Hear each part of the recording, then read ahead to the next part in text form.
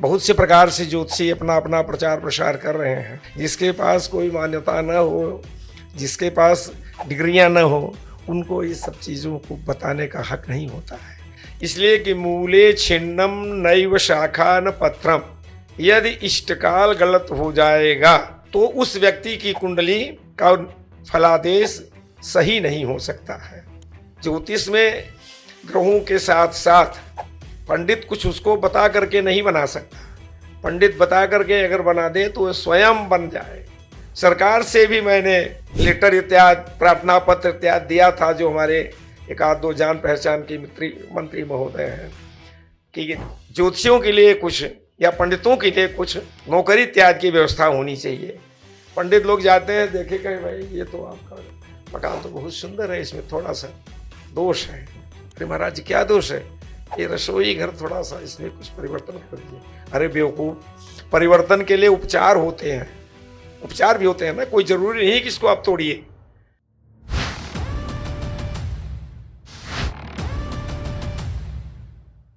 वंदे देव उमापतिं शिवगुरुं, वंदे जगत कारणं, वंदे पन्नगभूषणं मृगधरं, वंदे पशूनां पतिं, वंदे सूर्यशशाङ्कवह्निनयनं, वंदे मुकुंद प्रियं, वंदे भक्तजनाश्रयं च वरदं, वंदे शिवं शंकरं।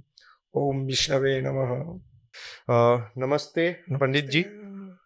आयुष्मान भव सौम्य। प्रणाम। आयुष्मान। आज हमारे साथ है पंडित देवी शंकर पांडे जी।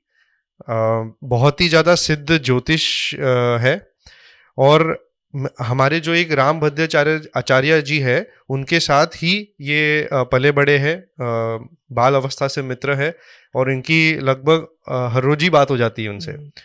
इनका एक प्रस्ताव आया था मुझे, जो मुझे बहुत रोमांचक लगा, कि ज्योतिष विद्या पे मैं ऐसे ही किसी को लाना नहीं चाहता था अपने चैनल पे।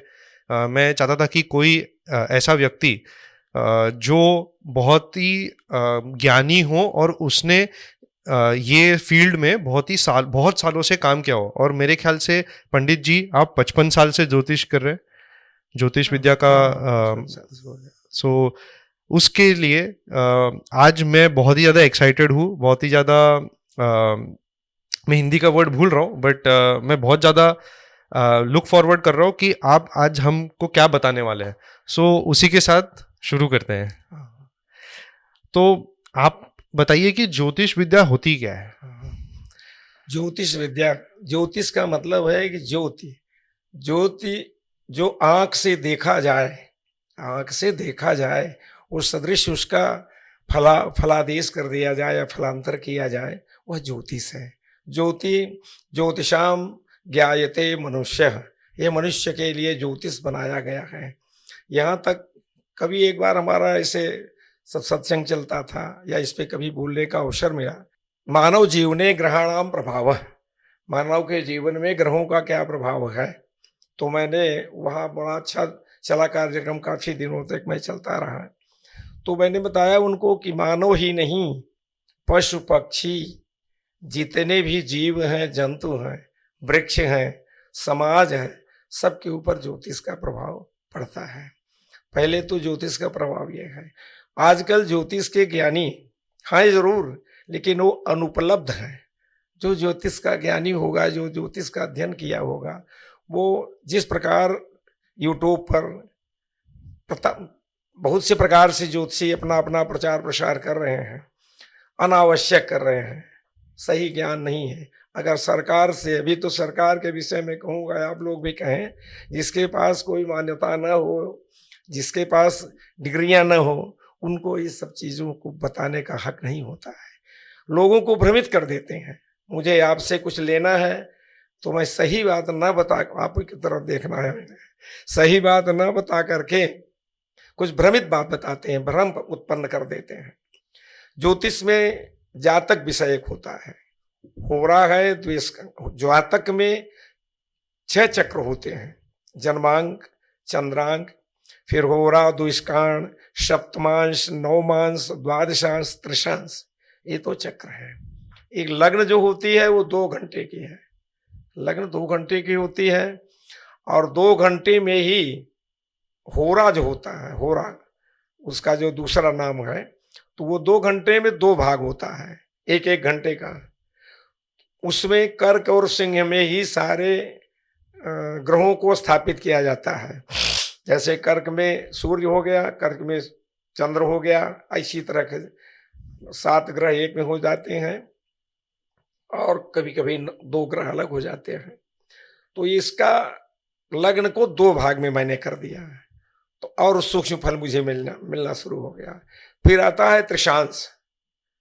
त्रिशांश जो होता है वो 30-30, मतलब उसमें लग्न के 3 भाग किए जाते हैं, तो 120 मिनट का होता है वो। 2 घंटे का मतलब 12 दूना 120, 6 दूनी 12, 120 मिनट का हुआ। तो 120 मिनट में 3 भाग होते हैं, उसको द्वेषकांड कहते हैं। इसी प्रकार लग्न में 7 भाग होते हैं, उसको सप्तमांश कहा जाता है। 9 भाग होते हैं, नवमांश किया जाता है। फिर त्रिशांश। ये दशाओं की, ग्रहों की स्थितियों का मैं सिद्धांत बता रहा हूँ। अब सबसे प्रथम जो जन्मांक में जातक का जन्म हुआ, जातक का जन्म हुआ, किसी ने ज्योतिषी से बताया कि 6:16 पर जातक का जन्म हुआ। हम 6:16 पर जातक की कुंडली बना दिए, और 6:15 4 पल पर वो कुंडली बदल गई। उसका जो आगे आने वाला समय था वो आ गया। इसमें तो पल पल भर की चीजों से लग्न बनता है। अब हमें तो जातक की जन्मपत्री के विषय में सबसे पहले मुझे उनके जन्म का ध्यान देना पड़ता है, सही जन्म का ध्यान दिया जाता है। पहले जब ये घड़ी इत्यादि नहीं थी, तो उसके लिए एक उसमें सूत्र बनाया गया है, त्रिअंगुलम शंकुमादाय, 3 अंगुल के लकड़ी को लेकर के छाया राम समन्वितः, ऐसे आप उसको रख दिए, उसकी छाया को मैं समन्वित कर लिया। समन्वित करने के बाद पिंडे नवंका गजाग्नि नागा नागा धिनागा, ये सूत्र है। सूत्र तो नहीं बताना चाहिए, लेकिन ठीक है, सूत्र है। तो उससे हम समय निकालते थे। आज भी यदि ज्योतिषी लोग जातक के सही समय का अध्ययन करें, सही समय पर 2 बार 4 बार कुछ ऐसी चीजें बताएं, उस बालक से संबंधित, उससे घटित उसके आकृति के विषय में, उसके स्वरूप के विषय में, गुण के विषय में कुछ भी, बालक जब पैदा होता है तो उस समय तो सिर्फ उसकी आकृति है, आकृति के आधार पर। इसलिए कि मूले छिन्नम नैव शाखा न पत्रम, यदि इष्टकाल गलत हो जाएगा तो उस व्यक्ति की कुंडली का फलादेश सही नहीं हो सकता है। तो मूले छिन्नम नैव शाखा न पत्रम, उस प्रकार जैसे अब हम सबसे पहले उनके समय का ज्ञान किए। समय का ज्ञान करने के बाद मैं एक लग्न बनाया। मान लीजिए उदाहरण के तौर पर किसी की लग्न जो है मेष लग्न है, मेष लग्न की कुंडली मैंने तैयार कर दिया। मेष लग्न की कुंडली में लग्न में 1 लिखा जाएगा, फिर दूसरे भाव में 2, तीसरे में 3, इस तरह से चक्र ला करके फिर 12 स्थान तक पहुंचा देंगे। पहले स्थान को हम लोग जन्मांक में प्रथम स्थान को लग्न कहा जाता है। तो लग्न से जातक की आकृति, जातक के स्वभाव, जातक के और बहुत सी चीजें हैं जो कि लग्न से जानी जाती है, स्वास्थ्य से संबंधित बातें और सी चीजें। फिर धन स्थान आता है दूसरा, तो दूसरे धन स्थान से कुटुंब और धन स्थान के विषय में जानकारी होती है। तीसरा आता है पराक्रम, तीसरा पराक्रम है, बुद्धि स्थान है और शक्ति स्थान है, वहां पर तीसरा भाव हुआ। चौथे भाव को सुख समृद्धि भूमि भवन वाहन एवं माता स्थान कहा जाता है। 5वें स्थान बहुत महत्वपूर्ण स्थान है, उसको विद्या बुद्धि विवेक संतान स्थान माना गया है।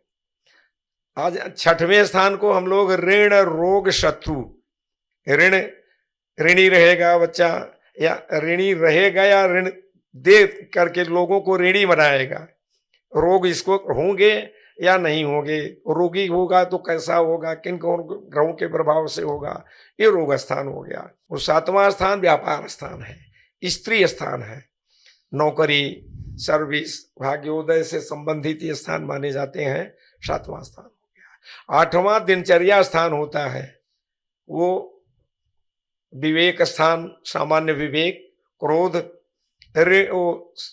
रोग और मृत्यु स्थान, ये 8वां स्थान होता है। यद्यपि जन्मांक में 8वां स्थान बहुत ही मध्यम माना जाता है, लोग दूसरे दृष्टि से देखते हैं, मृत्यु नाम ही है उसका, तो लेकिन वहां पर शनि की स्थिति, यदि 8वें स्थान में किसी भी जातक के कुंडली में शनि विराजमान हो और युवावस्था का होकर के, तो वह जातक निसंदेह निरोगी होगा और वो दीर्घायु होगा। अब आप पहुंच रहे हैं 9वां भाग्य स्थान एवं धर्म स्थान।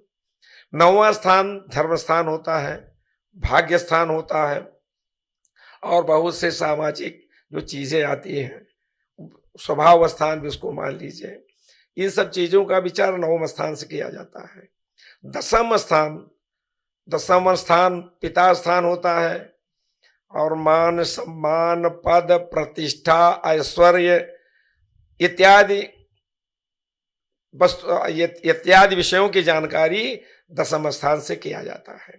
अब 11वां स्थान जो है, जीवन में सबसे विशेष उसकी आवश्यकता है, तो लाभ स्थान होता है। लक्ष्मीं भूषयते रूपम, लक्ष्मीं भूषयते कुलम, लक्ष्मीं भूषयते विद्या, सर्वा लक्ष्मी विशिष्यते। हमारे पास लक्ष्मी नहीं है, तो लाभ स्थान तो लक्ष्मी का प्रदाता देने वाला भी होता है, लक्ष्मी का नुकसान भी करता है। 11 स्थान में आपको बता दिया। अब 12वें स्थान का जो स्थान में जो ग्रह बैठा है या जो नक्षत्र बैठे हैं, उनको देख करके बाहर विदेश जाकर के पढ़ाई करना, विदेश जाकर के नौकरी चाकरी करना, विदेश में अपना एक अस्तित्व कायम करना, ये सब सारी चीजों का ज्ञान 12वें स्थान से किया जाता है। ये तो मैं ग्रहों के 12 स्थान, जन्मांक के 12वें स्थान को बता दिया। अब हमें ये देखना है, इसमें 4 स्थान केंद्र स्थान होते हैं, लग्न, चतुर्थ, सप्तम और दशम। तो उसमें मानसागरी में लिखा गया है कि केंद्रे लग्नवती बलान्वित बपू, केंद्र स्थान जो है ये विशेष महत्वपूर्ण माना जाता है। इनमें जो ग्रहों की स्थितियां होती हैं, उनसे उनके विशेष महत्वपूर्ण फलों का फलादेश करना, ज्ञान करना, उनको अवगत कराना, ये केंद्र स्थान हो गए। और पंचम स्थान, 9वां स्थान, एकादश स्थान, ये त्रिकोण कहा जाता है। ये केंद्र से कम नहीं है, ये केंद्र के ही सदृश ये लोग भी फल देते हैं। तो 7 भाव तो ऐसे हो गए, 7 भाव ऐसे हो गए, 5 भाव बचते हैं, धन, कुटुंब, पराक्रम। इनमें तीसरे स्थान में, 6वें स्थान में, 11वें स्थान में यदि ग्रह 3 प्रकार के होते हैं। एक उच्च ग्रह हैं, इसके उनको देवग्रह कहा जाता है, पापी ग्रह हैं और क्रूर ग्रह हैं। पापी, भौम। पापी कौन है? भौम है, रवि है, केतु है। पापी, भौम, रवि, केतु, क्रूरो ग्रह, क्रूरो राहु, शनि ग्रह, ये लोग क्रूर ग्रह भी होते हैं। लेकिन ये तीसरे, 6वें, 11वें स्थान पर बैठने से इनका महत्व जो है बढ़ जाता है। अब धार्मिक ग्रहों में बृहस्पति है, चंद्रमा है, बुध है। बुध ग्रहों का युवराज बोला जाता है, बुध ग्रहों का युवराज बोला जाता है। तो पाप ये अच्छे ग्रहों में माने जाते हैं। शनि के विषय में आपको बता दिया। अब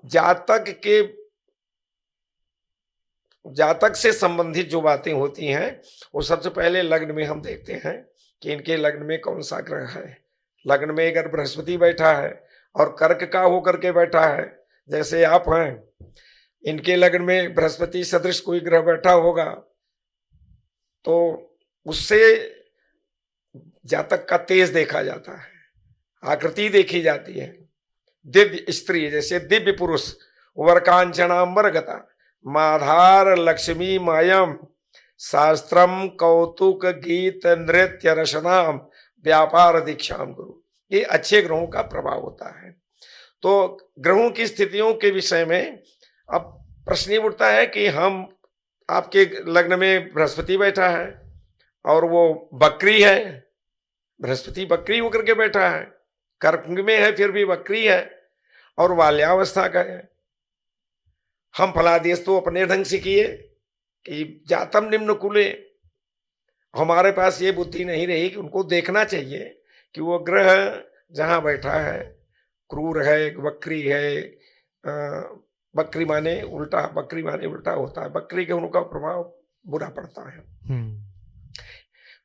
आजकल जो ज्योतिष का अध्ययन शुरू से किए हैं तो ग्रहों की सारी गतिविधियां उनको पढ़ाया गया है। अब पढ़ाने के बाद थे उसका उपयोग किए। वो ज्योतिष में ग्रहों के साथ साथ पंडित कुछ उसको बता करके नहीं बना सकता। पंडित बता करके अगर बना दे तो स्वयं बन जाए। हम बता दें हमारा ऐसे हो जाएगा, हमारा लड़का IAS हो गया, PCS हो गया, जज हो गया, ऐसा नहीं है। हम ग्रह जो जातक के कुंडली में बैठते हैं उसी को का अध्ययन करते हैं और ग्रहों के अध्ययन में शशन विदित क्रियायाम, आप हमसे प्रसन्न रहें या रुष्ट हो जाएं, मैं आपको खुश करने के लिए तत्कालिक व्यवस्था करके जो फलादेश करता हूँ, भविष्य के विषय में बताता हूँ, वो अगर झूठा हो जाएगा तो हमारी बुराई नहीं होगी, बुराई होगी ज्योतिषी की ज्ञान की बुराई होगी। उदाहरण के तौर पर हमारे पेट में दर्द है, मैं डॉक्टर के पास गया और उनसे कहा कि हमें पेट दर्द की दवा दे, हमें दर्द की दवा दे दीजिए। उन्होंने जो भी दवा समझ में आई, दर्द निवारक से जो भी होते हैं दे दिया और हम उसको ला करके खा लिए। हमारा दर्द तो खत्म हुआ नहीं, तो उल्टा कहने लगे कि डॉक्टर गलत है, दवाई गलत दे दिया। तो डॉक्टर को पूछना चाहिए भैया कहाँ पर दर्द है, कौन सा दर्द है। पीड़ा की औषधि है बहुत सी है, लेकिन पेट की दूसरी होगी और हड्डी की दूसरी होगी या दर्द की दूसरी दवाइयां होती हैं। ठीक उसी प्रकार ज्योतिषियों की स्थिति हो गई है। हर ज्योतिषी अगर वो कहीं अपना कोई बिजनेस व्यापार नहीं कर रहा है, कहीं अध्ययन अध्यापन में नहीं लगा है, विद्या पढ़ करके निकले, प्रथमतः पठनम कठिनम महा, और ज्योतिष इत्यादि पढ़ने वही व्यक्ति जाते हैं जो घर से बहुत निर्बल होते हैं। आज आप अपने बच्चे के पीछे 10,000 रुपये महीने छोटे छोटे बच्चों के लिए 10,000 20,000 की पढ़ाई में लगा सकते हैं। तो ज्योतिष में ऐसी पढ़ाई थी। थोड़ा दो सेकंड या 2 मिनट में ज्योतिषियों की बात बता दूं या संस्कृत पढ़ने वालों की बात बताऊं।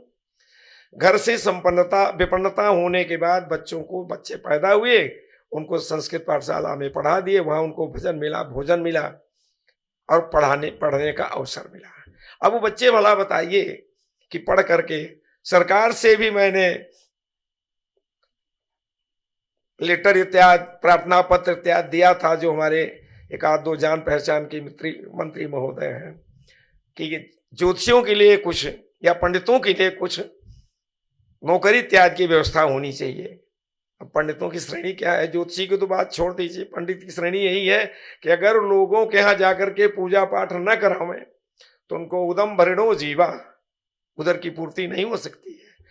अब पंडित को ये संतोष नहीं है कि मेरे ग्रह में, मेरे स्थान पर ये ग्रह बैठा है, उसके वजह से मुझे जब तक कष्ट मिलना है तब तक मिलेगा, कभी न कभी तो ठीक हो ही जाएगा। तो पंडितों को भी अपने में बदलाव लाना है। अब इतना विकसित हो गया है देश या ज्ञान। अब ज्योतिष की जो सबसे कठिन होती थी वो गणित होती थी, लेकिन आप लोगों के द्वारा जो ये सॉफ्टवेयर तैयार किया गया है उसकी गणित 2 मिनट में पूरी गणित आ गई, उसको तो हम एकदम सही मानते हैं। उसको तो मैं अपने कार्य में सम्मिलित करता हूँ, लेकिन वो फलादेश नहीं मैं सम्मिलित कर पाता हूँ।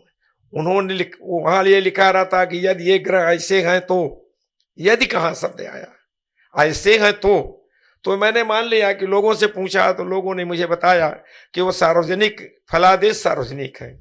उदाहरण के तौर पर एक विषय आता है जातक विषय में ही, शादी विवाह का मेलापक, शादी विवाह का मेलापक आता है, तो कहते हैं कि भैया ये मंगल या मंगली, अभी किसी ने पूछा था हमसे, तो मंगल या मंगली, एक ग्रह एक व्यक्ति के मंगली होने से या मंगला होने से सारा प्रभाव तो पड़ेगा ही पड़ेगा, लेकिन जन्मांक का अध्ययन किया जाए, मिलवाया जाए, तो भाई नहीं आज शादी यहाँ हो रही है कल वहां होगी, उसके भी कुछ उपचार होते। उपचार माने यही है कि लग्ने व्यय च पाताले जामित्रे चाष्टमे कुजः पत्नी हंति भर्तारम भर्ता पत्नी विनश्यति।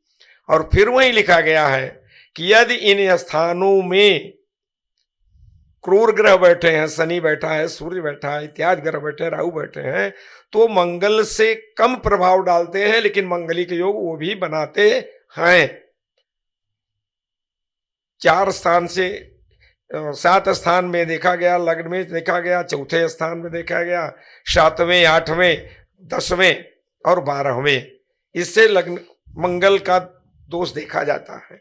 मंगल के दोष के लिए सबसे बड़ा परिहार यही है कि लड़की भी मंगली हो तो सर्वोत्तम विचार है, नहीं तो जो उसमें 36 गुण बनाए गए हैं, तो गुण की बाहुल्यता होने पर भी मंगल का दोष कुछ निष्क्रिय होता है।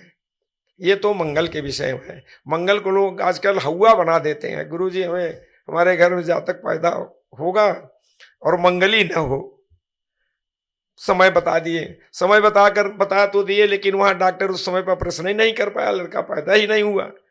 तो कहीं पंडित जी से तो पूछा गया था, तो पंडित जी ने तो ये भी बताया था कि समय तक हो जाना चाहिए। जिज्ञासा हमारी आपकी बड़ी प्रबल जिज्ञासा होती है हर चीज जानने के लिए। अब हमें आए हैं तो यहाँ यही हमारी जिज्ञासा, क्यों, कैसे, क्या, कहां से। जिस प्रकार से सायंकाल के समय व्यक्ति शयन करता है तो उसके हृदय में एक जिज्ञासा होती है कि कल मुझे कहाँ जाना है, वहां जाने के बाद मेरे कार्य होंगे या नहीं होंगे, कल कौन सा दिन है, कौन सी तिथि है, सारे लोगों की बात मैं बता रहा हूं।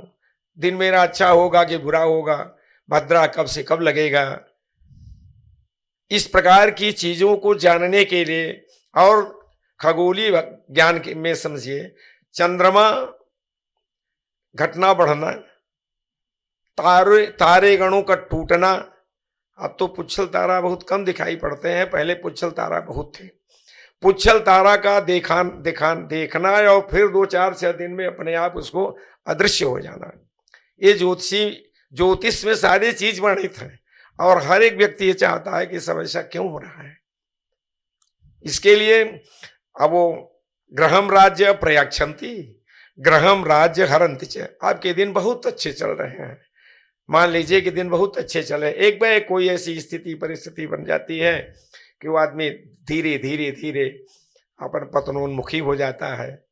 ग्रह तो वही बैठे हैं ना, उनकी महादशा अंतरदशा बदल गई है। तो बस इसी पे मेरे को पूछना था। हाँ। कि एक तो हमारे पास 9 ग्रह है, आप कहते हैं, आपने कहा कि सारे ग्रह अपनी जगह पे ही है, पर हम 9 ग्रह को पूछते हैं, उसमें से तो 2 ग्रह जो है राहु और केतु, ये तो हमारे कोई ग्रह जो हमारे साइंस में जो ग्रह है, विज्ञान में जो ग्रह है, उसमें तो दिखते ही नहीं है। तो पहली बात राहु केतु क्या है और उनका जो एक साथ में चलते हैं, वो आप उसकी कहानी बता सकते हैं? बिल्कुल बता सकते हैं। समुद्र मंथन के समय देवताओं और दैत्यों में यह आपस में सामंजस्य समझौता हुआ कि हम लोग समझौता कराने के लिए साक्षात विष्णु भगवान स्वयं मोहिनी का रूप धारण करके अवतरित होते हैं और देख करके वो जाने लगे तो लोगों ने कहा कि अरे आप कहाँ जा रही हैं। विशेष करके दैत्यों ने कहा कि आप जैसी विश्व सुंदरी यहाँ आकर के वो चली जा रही हैं, हम लोगों की समस्या है, समाधान करिए। तो विष्णु रूपी सुंदरी ने कहा कि समाधान तो वहाँ होता है जहाँ लोगों के पास ज्ञान हो। जब ज्ञान नहीं है तो समाधान नहीं हो सकता है। आप लोग लड़ाई करके कोई समाधान प्राप्त कर सकते हैं? लड़ाई में मान लीजिए किसी ने इस पे प्रहार कर दिया, ये खत्म हो गया, घिर गया, तब क्या करेंगे? तो कहा फिर क्या किया जाए, किसको समझौता किया के लिए कहा जाए? तो कहा कि अब ये तो आप लोग निर्णय करें। तो विशेष करके देवताओं के तो जानकारी ही रही होगी, लेकिन उन लोगों को जानकारी नहीं थी। उन लोगों ने मोहिनी से कहा कि हे देवी, आप जैसा निर्णायक कोई दूसरा हो ही नहीं सकता। आप स्वयं अपने हाथ से अमृत का विभाजन कर दीजिए देवताओं और दैत्यों को। कहा भाई आपके कहने से क्या होगा, आप 2 आदमी हैं, दूसरा आदमी भी कहे तो। देवताओं से इंद्र से पूछा गया तो इंद्र ने कहा कि सारी बातें तो हम इनकी मानते हैं, दैत्यों की। ये भी बात मानना पड़ेगा, ये भी हम बात मानना पड़ेगा। हमको पूंछ की तरह लगा दिए और स्वयं मुंह की तरफ आ गए। नागवासुकी का जब वो रस्सी बनी थी तो उन्होंने कहा था ना कि पूंछ अपवित्र चीज है, हम लोग उधर नहीं जाएंगे, हम तो सर्वश्रेष्ठ हैं। इसके बाद हमारा कुछ नहीं चला है तो हम तो यही चाहेंगे कि जो वो लोग कहते हैं वो मुझे मंजूर है। ठीक है, माता जी ने अपने हाथ में कलश ले लिया, अमृत का कलश। तो कहा भाई आप लोग देवता एक तरफ हो जाएं, ये लोग एक तरफ हो जाएं, ताकि हमें बांटने में असुविधा ना हो। मैं एक व्यक्ति को अमृत दूं तो वो उस लाइन से हट जाए, दूसरे को दूं तो उस लाइन से हट जाए, जाकर के उस लाइन में बैठे तीसरे लाइन में। तो ये सब लोगों ने मान लिया।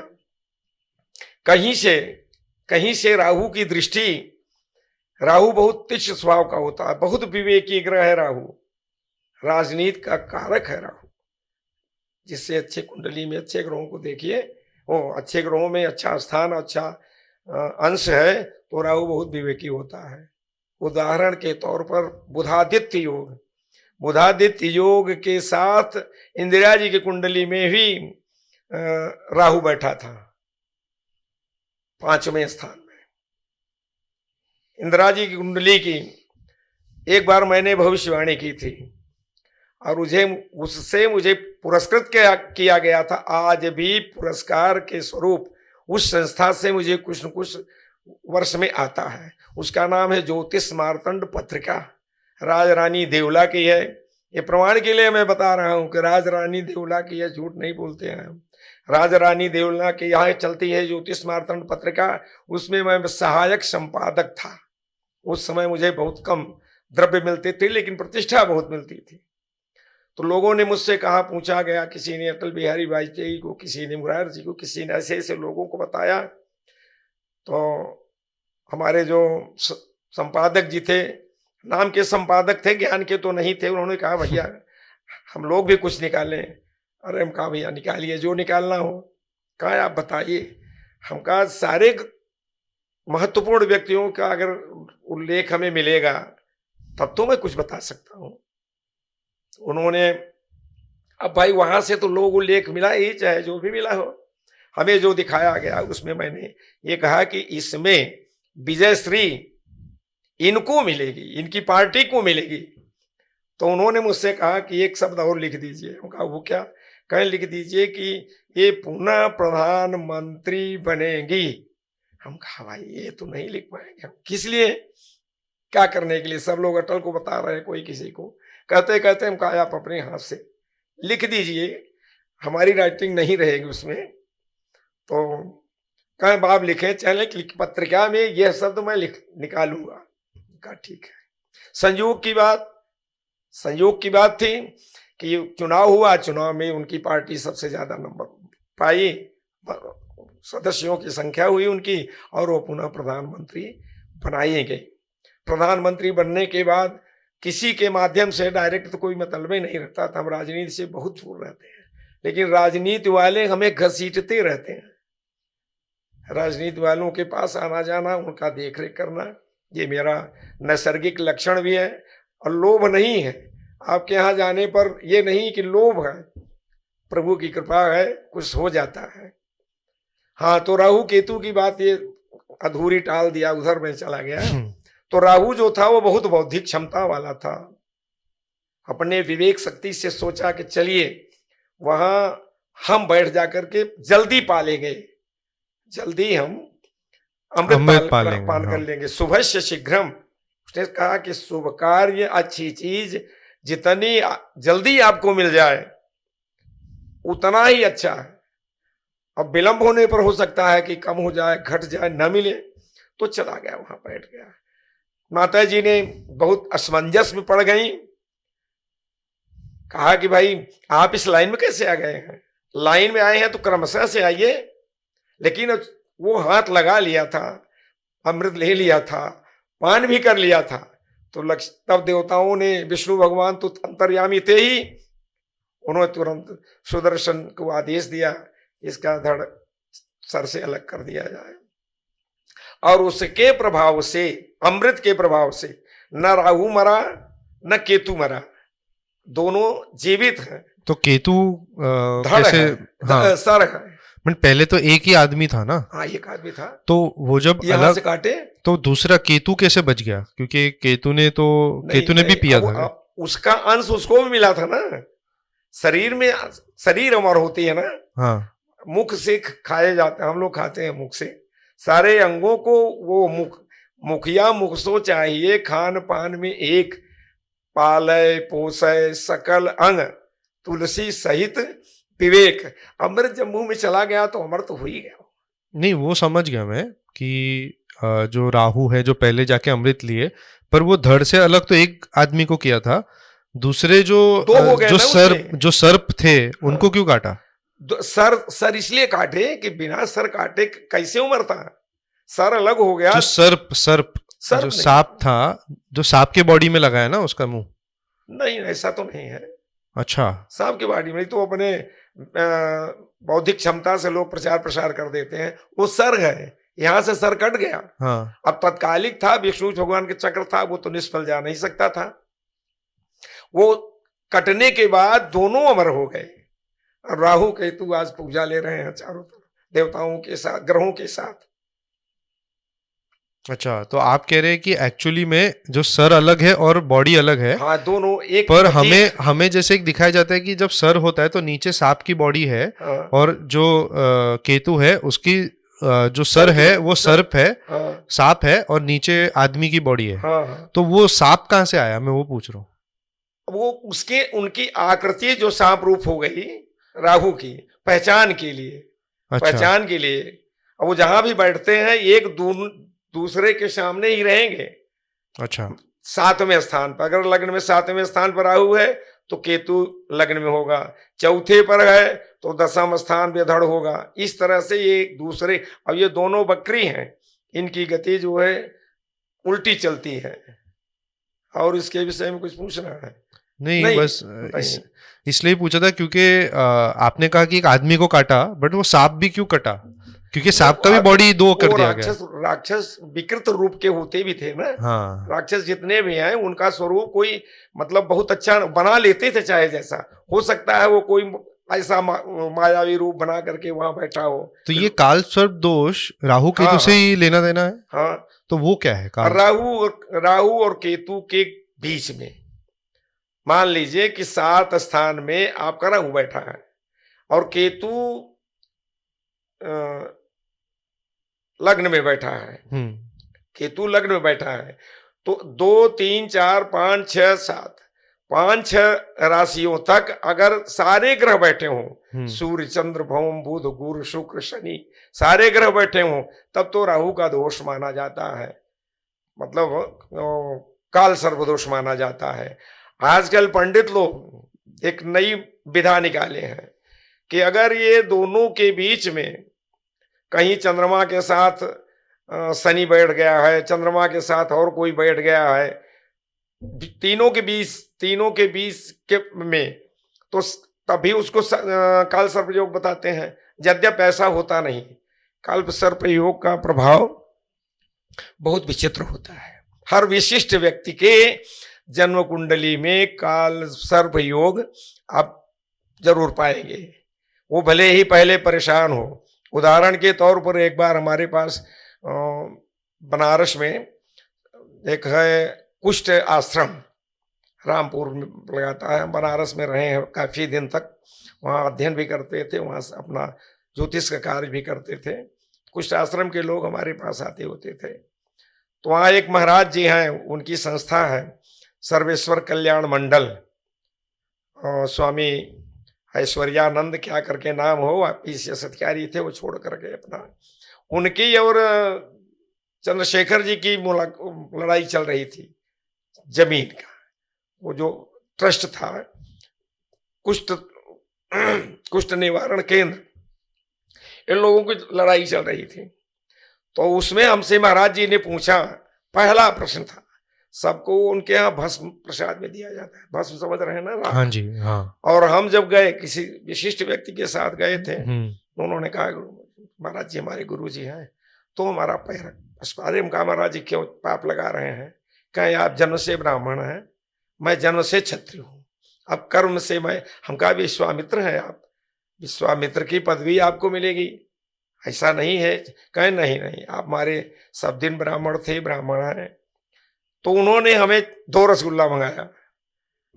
तो हम कहा महाराज जी हम 4 आदमी हैं। कहें आपके लिए है, चारों के लिए नहीं है। तो कहा इसमें तो हम अकेले नहीं खा पाएंगे। कहा तो दूसरा मैं दे भी नहीं पाऊंगा, है ये नहीं हमारे पास, ये भगवान को भोग लगाए थे, मेरे पास है, उसको आप अपना। तो हम उसमें सबको दे दिए। डॉक्टर साहब ने कहा कि नहीं नहीं भैया, नहीं भैया, अरे हम कहा लीजिए प्रसाद है। तो वहां एक आज भी वो रजिस्टर रखा है, वहां क्या कुष्ठ नियंत्रण कुष्ठ केंद्र में, इस पे सब कुछ लिखा जाता है। बहुत पुराना रजिस्टर, ये मैंने आपको सन 83 की बात बता रहा हूँ। अच्छा।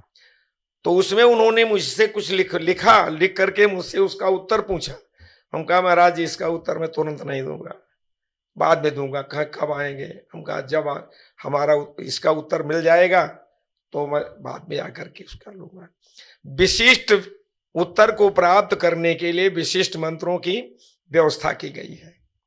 एक ऐसा मंत्र है, उसको पढ़ करके आप 5 दिन 7 दिन तक सरहाने, पीपल, ये क्या बोलते हैं, कनैल की डाल को रखिए, तो उससे संबंधित कोई न कोई समस्या, वो अच्छी जानकारी या बुरी जानकारी आपको अवश्य मिलती है। उसमें 7 दिन का समय लगता है। वो मंत्र भी मैं आपको बता दूं, नोट कर लीजिए, कहीं देखिएगा, कहीं पता करवाइएगा। नमो भद्राकेट का सर्वथा सिद्ध कर जा, मम स्वप्ने दर्शाए कुरकुर स्वाहा। लेकिन साधना थोड़ी कठिन है। चलिए जिस विषय पे बात हो रही है उस पे हो। हाँ, तो ये काल सर्प योग होता है। काल सर्प योग की शांति जिस तरह से आज के विद्वान भाई प्रचार प्रसार कर रहे हैं, तो उसमें सबसे पहले आपसे क्या कहेंगे, कितना खर्चा इसमें आएगा? उसमें उतना खर्चा नहीं आता है। उसमें 10 पंडित 5 पंडित की जरूरत नहीं होती है।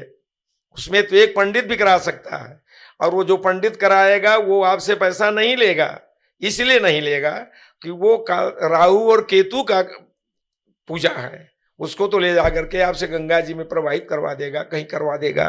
तो उसमें हाँ, आप जाते समय भाई आप अपनी स्वेच्छा से अब तो मोल करते हैं, एक 10,000 15,000 5,000 इस तरह। चलिए, शास्त्र में थोड़ी मैं आपके वो प्रश्न के अलग एक बात बोल रहा हूं, हमें नहीं बोलना चाहिए। शास्त्रों में जो पूजा पद्धति है उसमें 16 मंत्र हैं विष्णु भगवान के पूजन के। उसको हम लोग पुरुषसूत्र कहते हैं। सहस्त्र शीर्षा पुरुष से लेकर के सप्तशासन परिधा त्रियस्त्री सप्त शमिधा कृता देवानाम अवधन्न पुरुषम पशुम। 16 श्लोकों के अंतर में कभी भी किसी पंडित से, आप लोगों के पास बहुत लोग आएंगे, किसी से ये पूछ लीजिएगा, ऐसे पूछना चाहिए आपको, भाई हम लोग जागरूक हो ना, लोग जागरूक हो कि आपके यहाँ कैसे कैसे पंडित आते हैं, क्यों भ्रमित करने वाले लोग। उनसे पूछिए कि षोडशोपचार पूजन में दक्षिणा का कौन सा मंत्र है। दक्षिणा का कोई मंत्र नहीं है उसमें, लेकिन हम आपके यहाँ आए हैं, हमें विश्वास है कि आप हमें दक्षिणा तो देंगे ही देंगे, विश्वास करना चाहिए। हमारा खुद विश्वास खत्म हो गया है ज्योतिष से अगर, तो मैं आपको विश्वास कहाँ से दिलवा पाऊंगा? बात तो बिल्कुल तो सही, हाँ, बिल्कुल सही कही। अच्छा, अब हम पूजा कराते हैं, बैठते हैं, पूछ लीजिए, पूजा कराते हैं, पूरी कंपनी की पूजा कराते हैं, 7 घंटे लगते हैं। कहीं भी एक भी पैसा संकल्प का भाई लोग ले लिया 150 तो कोई बात नहीं है, कहीं पैसा नहीं चढ़वाएंगे, लेकिन देते हैं लोग, जबरदस्ती दे देते हैं। भाई हम आए हैं, जाने लगे, तो जो भी आपकी श्रद्धा। व्रतेन दीक्षा मापनोति, दीक्षा मापनोति दक्षिणा, दक्षिणा श्रद्धा मापनोति, श्रद्धया सत्य माप्यते। हमारी श्रद्धा है, हम आपके यहाँ आए हैं, ये तो मेरी श्रद्धा है। अब जब जाने लगेंगे तो आपकी जो श्रद्धा होगी तो आप करेंगे ही करेंगे।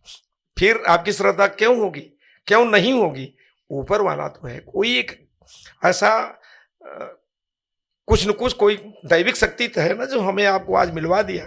हम इतनी उम्र हो गई 73 साल, मैं इन सब चीजों से हमेशा दूर भागता रहा। इन चीजों से मैं कभी नहीं, क्यों प्रचार प्रसार करें, क्यों? हमारे पास एक माई भाग्य है, माई भाग्य, वो मुझे 20 रुपया प्रति मिनट देता है। मेरे पास फोन आते हैं, मैं उसको उत्तर देता हूँ। 4 मिनट का समय उस मिलता है पहले, तो 4 मिनट में 20 रुपया मिनट मिलता है, तो 20 चौक 80 रुपया हुआ, और उसमें 5 रुपया ले लिया। बताना नहीं चाहिए इन सब गोपनीय चीजों को, तो कहीं न कहीं से ईश्वर देगा आपको।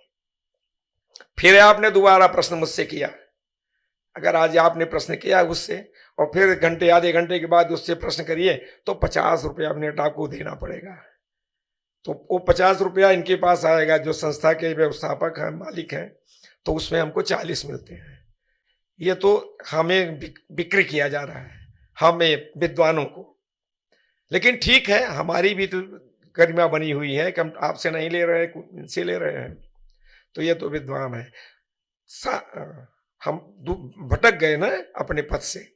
अब ग्रहों की स्थिति तो ये हो, ये मोटी मोटा मैंने आपको बता दिया कि ये ग्रह ऐसे हैं। जैसे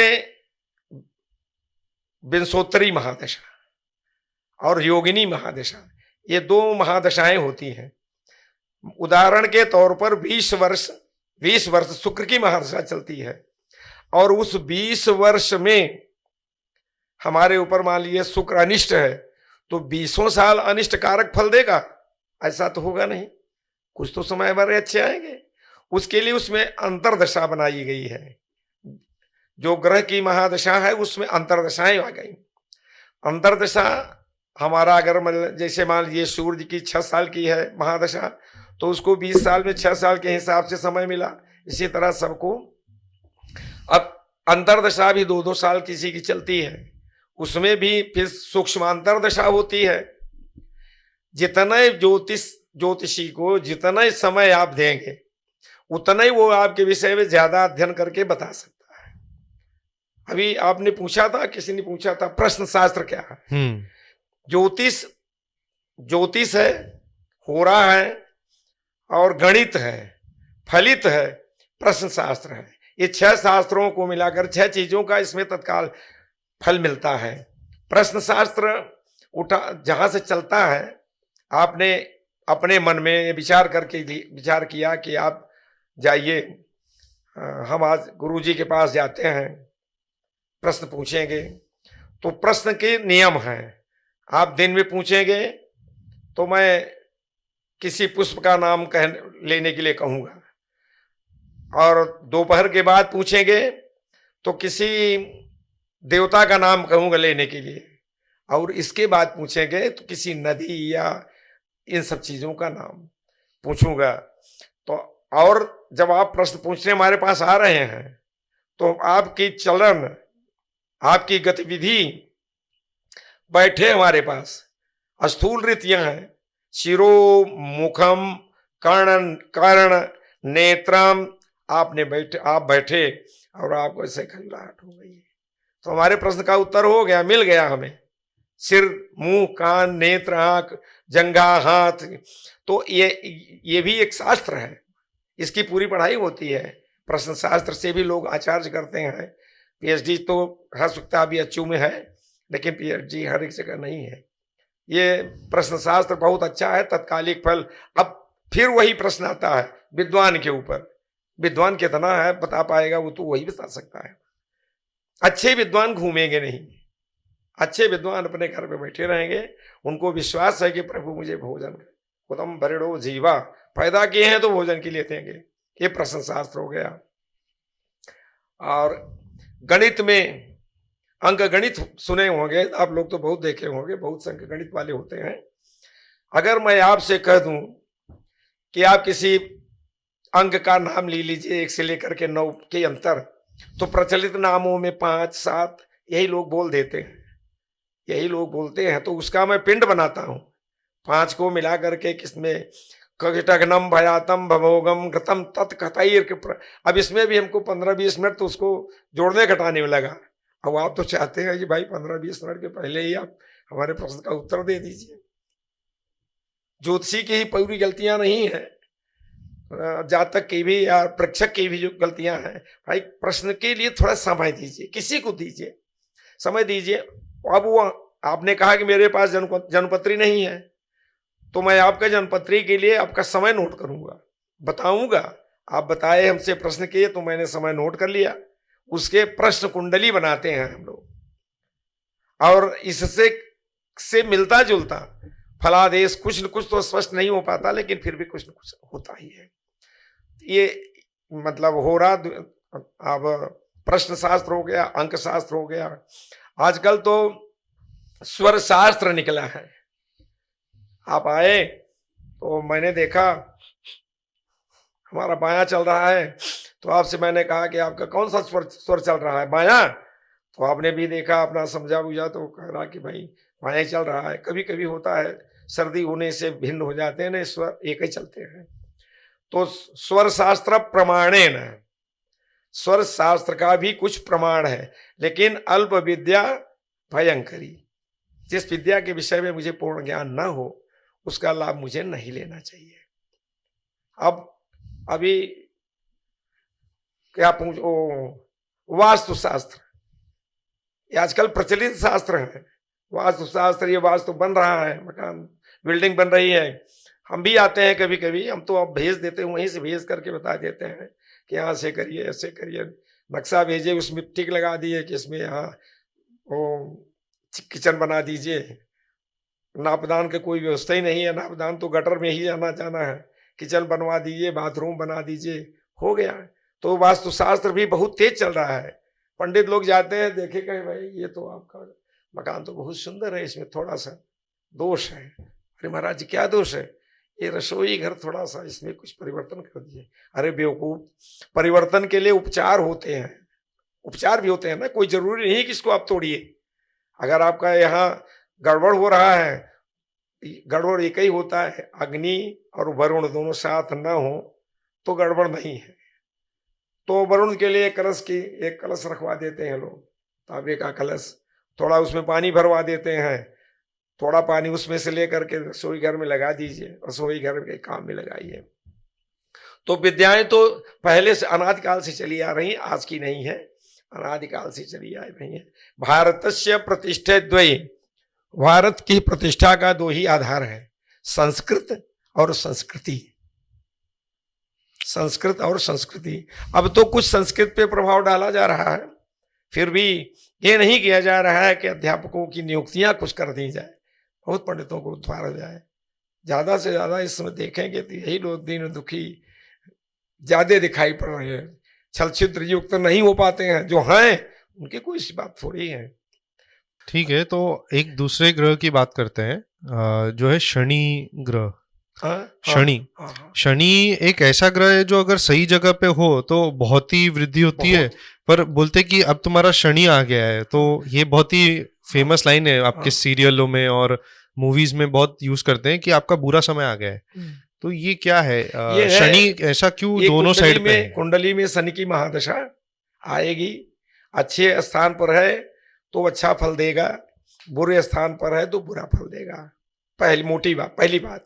दूसरी बात है गोचर में शनि की। गोचर क्या होता है? गोचर ये जो आजकल पंचांग चल रहे हैं, तो उसमें जो महीने महीने के ग्रहों की स्थितियां होती हैं, प्रतिदिन की ग्रहों की स्थितियां हैं, सूर्य दिन भर में एक राशि पर रहता है, चंद्रमा 2.25 दिन रहता है, मंगल 1 दिन रहता है, बुध 1 दिन रहता है, बृहस्पति ज्यादा दिन रहता है और शुक्र भी कम रहता है, शनि 2.5 साल रहता है, बृहस्पति 2.25 साल रहता है और ये राहु केतु भी 2-2 2.5 साल के आसपास बैठते हैं गोचर में।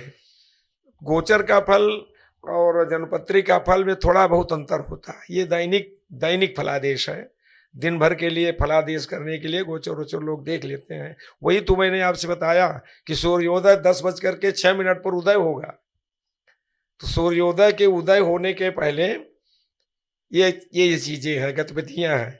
सूर्योदय को हम लोग इष्ट मानते हैं, इष्ट काल जिसको कहते हैं। सूर्योदय से लेकर के आपके जन्म के समय तक जो घंटा मिनट बीता, उसी को संस्कृत टाइम में हम लोग जो बनाए हैं वो इष्ट काल हो जाएगा। संस्कृत टाइम का मतलब है, मान लीजिए 2 घंटे के बाद अगर आप सूर्योदय से 2 घंटे के बाद पैदा हुए हैं तो हम मोटी मोटा उसका जहाँ तक हमको आइडिया लग रहा है कि 2.5 दूनी 5, 5 10 उसका वो इष्टकाल मिलेगा। अब वो संस्कृत के इष्टकाल से ही भयात बनेगा, भभोग बनेगा। भयातम भभोगम घृतम तत्खतैर्क प्राणेश युक्तम दिनर्धम। प्रिय नहीं लगेगा लोगों को। नवातम शशि भाग पूर्वस्तु मुक्ति खखा भ्राष्ट वेदा भभोगेन भक्त्या। तो भभोग से क्या बनता है? भभोग से महादशाएं निकाली जाती हैं। भभोग मान लीजिए 60 घटी का भभोग होता है, एक ग्रह का भभोग, एक दिन का भभोग 60 घटी का हुआ, तो 60 घटी में जिसका वर्ष है उससे गुणा करेंगे, उसको पलात्मक भयात भभोग बनाएंगे, फिर उसमें भाग देंगे जिस ग्रह में दशा हुई है।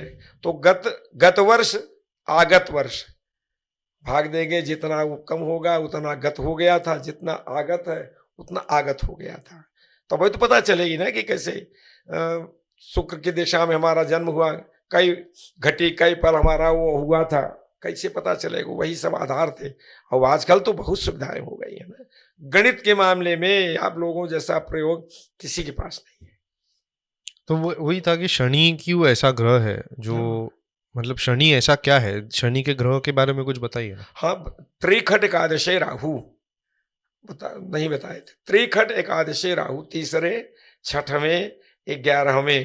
त्रिखट एकादशे राहु, त्रिखट एकादशे शनि, तीसरे छठवें 11वें स्थान में स्थित शनि। और त्रिखट एकादशे भौम, तीसरे छठवें 11वें में स्थित भौम मंगल। सर्वारिष्टम निवारे, सारे अनिष्टों का नाश करता है।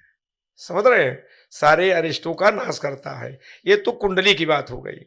और वैसे मैं दिनचर्या में तो दैनिक बातों में बता ही दिया।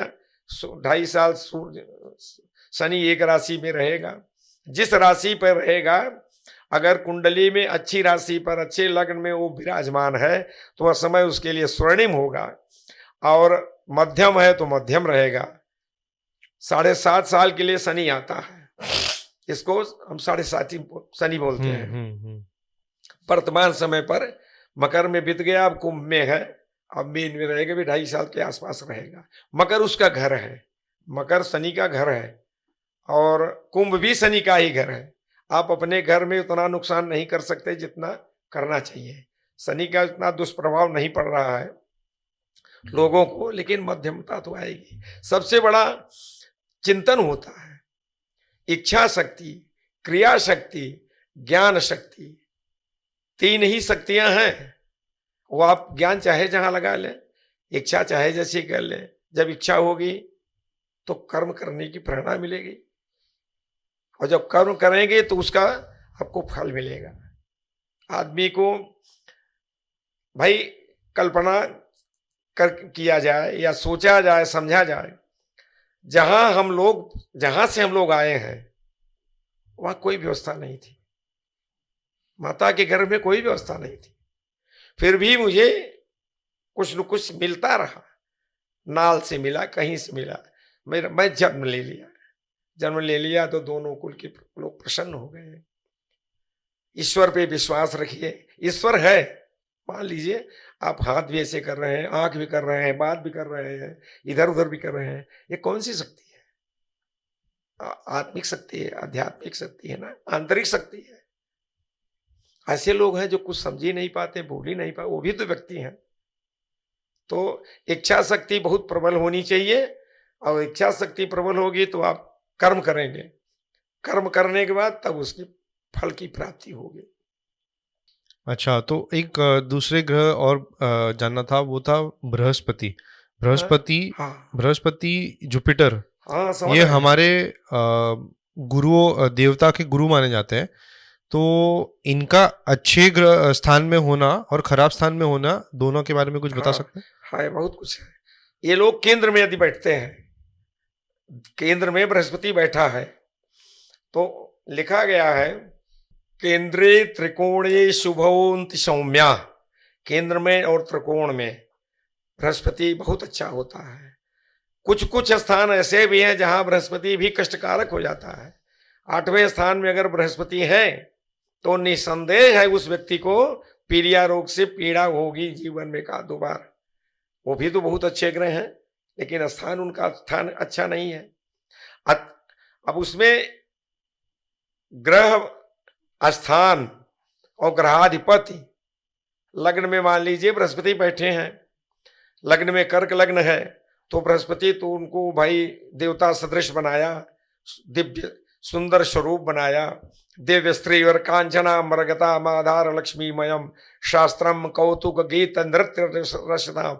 वो व्यापार छुए नहीं, ये ऐसे बना लिए कि भैया लीजिए आप करिए, ये करिए वो करिए, अब वो उसमें भगवान की प्रगत करते हैं। तो ग्रहम ग्रहम राज्य प्रयक्षंती, ग्रहम राज्य हरंति, ग्रह ही राज्य देते हैं और ग्रह ही राज्य लेते हैं। अर्थ धर्म काम मोक्ष, आप किसी कार्य के लिए संकल्प करते हैं तो यही कहते हैं ना कि चतुर्विधि पुरुषार्थ सिद्धि द्वारा या अर्थ धर्म काम मोक्ष सिद्धि निमित्त मनोभिलषित कामनया, इस तरह से संकल्प लेते हैं। पूजा पाठ के समय पे जो संकल्प लिया जाता है वो भी अपने आप में एक महत्वपूर्ण है, ऐसा नहीं है। और प्रेरणा मिलेगी आपको, प्रेरणा पूजा के पाठ की। और सबसे बड़ी पूजा है, सबसे बड़ी पूजा यही है कि कर्म करिए, कर्मण्येवाधिकारस्ते मां फलेषु कदाचन। अब आप उस उपदेश पे आ जाएंगे तो पूजा पाठ का कोई मतलब ही नहीं रह गया। लेकिन हम लोग ऐसे संस्कार में, ऐसे घर में, ऐसे जगह पैदा हुए हैं, बिना स्नान किए, बिना पूजा पाठ के कुछ खाने पीने की मन ही नहीं लगता है। अब पूजा हम लोग, जैसे मान लीजिए हम यहाँ आए हैं, हम नहीं आते तब भी तो होता, कोई आता। हम पूजा नहीं करेंगे तो भगवान कोई फर्क पड़ेगा? आप बताओ, कोई नहीं फर्क पड़ेगा। तो हम मन की शांति के लिए पूजा करते हैं। जो विधिना ने लिख दिया, खष्टिराट के आंग राई घटे तिल बढ़े रहुरे जीव निशंग। आप एकदम निशंक रहिए, घटना बढ़ना नहीं है। फिर भी है कि कर्म करना जरूरी है, कर्म ही पूजा है। हम पूजा करते हैं, किसी को अगरबत्ती देने से कोई बहुत लाभ तो है नहीं, लेकिन मैंने कर्म किया, हमें उसका फल मिलेगा। आज नहीं तो कल मिलेगा, कल नहीं तो परसों मिलेगा, मिलेगा जरूर। ग्रहों का प्रभाव, अभी आपने एक बहुत अच्छा प्रश्न किया था श्री राम भद्राचार्य जी के विषय में। सन 17 की बात है, सन 1917 में, 70 हाँ हाँ ठीक, 70 या 77 ऐसे कुछ था। हम उस समय पर विद्यालय से निकले थे, तो घरेलू स्थितियों परिस्थितियों में आकर के कहीं यज्ञ इत्यादि कराने जाते थे, और ये महाराज जी भी वहीं पर थे, बनारस में पढ़ते थे, तो कभी कभार मुलाकात होती थी। कुछ ऐसा बहुत ज्यादा नहीं लगाव था बनारस में, तो वहाँ 7-8 दिन का कार्यक्रम था, तो ये कथा करते थे। ये गांव गांव में जा करके मुकुंद मंडल की स्थापना करते थे, गांव गांव में। आप जैसे छोटे छोटे बच्चे मिलते थे, सब लोगों को बाल कांड की कुछ चौपाइयां हैं, ते पितुमातु कहो सखी कैसे जिन पठे बन बालक ऐसे, तो इस तरह की 10-12 चौपाइयां हैं, उसका पाठ करवाते थे। बहुत साधारण, बहुत साधारण थे। तो हमसे इन्होंने कहा कि भाई साहब आज ज्योतिष पढ़त है, कुछ ज्ञान बा? हम कहा या बाप के सामने कौन सा ज्ञान है? कहे हमें तो दैविक ज्ञान है ये, हम कुछ पढ़े हुए चाहे न पढ़े हुए लिखे हुए चाहे, लेकिन ये सतरी ज्योतिष समझ नहीं आई हमको, आज तक समझ में नहीं आई। हम कहा चला कल स्नान किया जाए गंगा जी, तो फिर इसके बाद बातचीत। आए नहीं स्नान, पूजा करते रहे, कहे तो हम तो पूजा पाठ कुछ नहीं करते हैं, खाली माला जपते हैं। खाली हो गए आप? हम कहा हाँ भैया, बैठ गए। तो 2-4 प्रश्न उन्होंने मुझसे पूछा था। और पहली बात, प्रेक्षक को संतुष्ट करना ज्योतिषी का कर्तव्य होता है। अनृतम नैव वक्तव्यम। अगर आपने मुझसे कुछ प्रश्न पूछा और उसका आंसर कुछ गलत है, तो उसको हम आप दूसरे ढंग से बताएंगे। ऐसा नहीं कि इतना ऐसा ही होगा, ऐसा नहीं कहना चाहिए। तो अनृतम नैव वक्तव्यम, झूठ भी न बोलिए और उसको कष्ट भी न हो। रोने लगे, कहीं कोई जिंदगी है हमारी। हम कहा भैया सब ठीक हो जाएगा, सब ठीक हो जाएगा। और कहे आप बताइए मेरा हाथ देख करके। हाथ तो मैं देखता नहीं था, उनसे प्रश्न कुंडली बनवाया, बताया, अपना जन्म समय मुझे बताया, आज भी मेरे पास लिखा है उनका जन्म समय इत्यादि। और हमने तो बताया नहीं, जो भी बताया उसके कुंडली के आधार पर। ऐसे लोगों के पास जिस पे हजारों लोग मिलने जुलने वाले हों, आप क्या बताएंगे? उस समय मैं उनको जो बताया, कहा कि सर झूठ बता रहे हो तुम। हम कहा तुम मत कहिए, हम कहा तुम मत कहिए, मैं भी आपसे बड़ा हूं ऐसे ही। तो कहे आप गलत बोल रहे हैं। अरे अंधा है आदमी और विश्वविख्यात हो जाएगा। हम कहा चलिए समय आएगा। तो ये आकर के फिर नैनी में एक हड़िया बाबा थे, वहां रहने लगे। कभी कभी हम भी आते थे, बुलवाते थे, किसी को भेज करके आते थे। नहीं तो वो आपको क्या बोलते, क्या चीज पे झूठ नहीं बोलिए कि आपकी वृद्धि होगी आगे जाके, ऐसे? हाँ, हाँ, जैसे मान लीजिए कि कृषि का कोई बहुत खराब उत्तर आ रहा हो, तो ऐसा नहीं कहना चाहिए उसको। कुंडली में भी ऐसा शब्द नहीं लिखना चाहिए। मान लीजिए मृत्यु कारक, मृत्यु कोई निश्चित तो कोई जान नहीं पाता है ना। मृत्यु जो जान ले, पंडित हो चाहे कोई, उसमें कोई न कोई व्यवस्थाएं हो जाएगी, आपकी मृत्यु टल जाएगी। उसमें कहिए कि अनिष्टकारक समय है, समय पर ध्यान दें, सतर्कता बरतें। आजकल तो एक ही शब्द है, महामृत्युंजय मंत्र का जाप करा में, यही सब कहना चाहिए। नहीं तो आपने उनको क्या कहा था कि आपका विश्वविख्यात होगा, मीन्स आप बहुत फेमस हो जाएंगे, ऐसा? हाँ, उनको मैंने ये कहा था। हम कहा कि जातम निम्न कुले विभूति पुरुषम। निम्न कुल में जो जन्म लेता हुआ है, ऐसे जन्म समय वाले, ऐसे प्रश्न कुंडली वाले, तो विभूति पुरुषम संत गर्गादय। संस्कृत पढ़ जानते थे। संत गर्गादय, कहा गर्गादय ने, गर्गादयादिशियों ने जो कहा वो सत्य है। हम कहा बिल्कुल सत्य है। अभी हाल में हमारी उनकी मुलाकात 4-6 महीने पहले हुई थी, कहीं आए थे, बुलवाए थे, मैं गया था। बड़ा फल वल लदवा लिए गाड़ी में। कहा तो गाड़ी से चले ला गया। हम कहा आप कहाँ पैदल चला था? हम भी गाड़ी से चल रहे हैं। तो हमारी गाड़ी नहीं है, दूसरे की गाड़ी। कहा ये तो सब आपकी कृपा है। मंच से उन्होंने बोला, मंच से बोला कि हमारे बाल सखा आए हुए हैं, उनको मंच पे ले आइए, उनको मैं सम्मानित करूंगा। और हम जानते रहे, तुरंत अपना गाड़ी बैठे चले आए। लोगों ने बताया। आज भी अगर कोई बता दे कि परवा वाले गुरुजी का फोन है, तो तुरंत उठाते हैं, लेकिन मैं अनावश्यक करता नहीं। अभी 17-18 तारीख को इलाहाबाद आए थे, तो दोनों तरफ से हम निमंत्रित थे। पूछा उनके, जो उनके जनसंपर्क अधिकारी होते हैं, उनसे पूछा कि क्या प्रोग्राम रहेगा। कहा कि गुरुजी वहाँ तो आपसे बहुत समय नहीं दे पाएंगे, मिलेंगे भी नहीं, इतनी भाई भीड़ भाड़ रहेगी। तो उनका पूछ के बताओ। तो कहे अरे आप आइए कि हम काम जा रहे हैं जो वहाँ आजमगढ़। कहे नहीं नहीं, तो फिर आइए, वहाँ नहीं आते हैं तो चित्रकूट आइए। कहाँ कौन जाता है? ठीक है, अब वो सम्मान देते हैं, बहुत बड़ी बात है।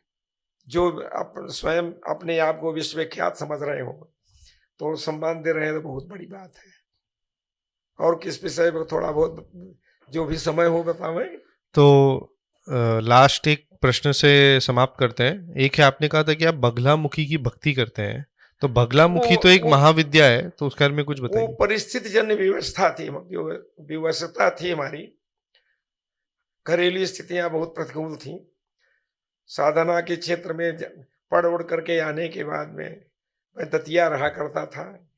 वहाँ परम पूज्य स्वामी नयपाल जी, नयपाली महाराज थे। उन्होंने मुझे कहा कि तुमको तो इस विद्या का ज्ञान कर लेना चाहिए। हम कहा प्रभु जब आप देंगे तब तो मुझे मिलेगा। तो हमको 7 साल तक वहाँ रहना पड़ा। उसी बीच में हमारी शादी उदी हो गई थी, घर वालों ने शादी उदी कर दिया था, लेकिन हम तो वहाँ पड़े ही रहे। घर में तो एक बातें उत्पन्न होने लगती है ना कि अरे साधु महात्मा हो गए, बच्चे ही नहीं हो गए, ये नहीं हो नहीं। बहरहाल वो तो सब कहने की बात नहीं है। फिर उस हमें उन्होंने साधना कराया और प्रत्यक्ष दर्शन तो नहीं हुआ, लेकिन जो मंत्र उन्होंने मुझे दिया, उस मंत्र के प्रभाव से बहुत कुछ ऐसी चीजें होती हैं जो किसी किसी के लिए फलीभूत हो जाती है। और उसका भी प्रयोग हर एक जगह करना भी नहीं चाहिए, उसको बेचना भी नहीं चाहिए। मैंने मान लीजिए आपके लिए कुछ किया तो आपका कार्य हो जाने के बाद कुछ न कुछ तो उसके प्रतिफल स्वरूप मुझे करेंगे ही करेंगे। लेकिन बहुत जरूरी होता है, ये जो आए हैं इनके रिश्तेदार हैं, एक वो हाई कोर्ट में जज हैं, उनका मतलब समय खत्म हो गया था। हमारे यहाँ आते थे, रोने लगे। उनकी पत्नी कहा जाइए पर साल, हाँ अगले जनवरी में जो रिजल्ट आएगा उसमें आप जज हो जाएंगे। कहे मेरी कोई पूजा, हम कहा मैं पूजा करने के बाद ही कहता हूँ। आज जो है अभी प्रत्यक्ष है, जज हैं, हर एक चीजें बड़ा सम्मान देते हैं। मैंने उनसे कहा था कि आप 2 साल तक मेरे आश्रम में 1 रुपया मेरे अनुचर को भी नहीं देंगे। तो आदमी रहता है कुछ बर्तन वर्तन साफ करता, हम कहा उसको भी नहीं देंगे। आज उस सबके सामने यही कहते हैं। 2-4 से 10 अधिकारी यही ऐसे हैं हमारे यहाँ। उनका नाम आपने सुना होगा, श्री रेवती रमण जी का, सपा के मूर्धन्य नेता। अच्छा, राजा है, राजा है। उनके बेटे हैं उज्जवल रमण है। ये सब हमारे अनन्य भक्त है। लेकिन कुछ सही हो जाता है, कभी कभी हो जाता है। साधनाएं उतनी नहीं रह गई है ना आदमी की। साधयते इति साधु, साधना करेंगे तब उसका फलादेश आपको। लेकिन हमारा आज भी कमांड ज्योतिष में, जातक में यथावत मैं बनाए रखा हूं। जितना समय मिलता है कुछ न कुछ लोगों में विभक्त करता हूं। ऐसा नहीं है कि पराश्रित नहीं हूं। अपना भगवत चिंतन करना। बस इसी के साथ फिर समाप्त करते हैं। प्रणाम पंडित जी। आयुष्मान ऐश्वर्यमस्तु। मैं आपकी संस्था को आशीर्वाद दे रहा हूँ। ये फलीभूत संस्था होगी। स्वस्थस्तुते कुशलमस्तु चिरायुरस्तु, गो बाज हस्ति धन धान्य समृद्धिरस्तु, ऐश्वर्यमस्तु बलमस्तु रिपुः क्षयोस्तु, वंशे सदैव भवताम हरिभक्तिरस्तु। यावत भागीरथी गंगा, यावत देवो महेश्वरः, यावत वेदा प्रवर्तन्ति तावत् त्वं विजयी भव। ओम शांति शांति शांति सुशांतिर्भवतु।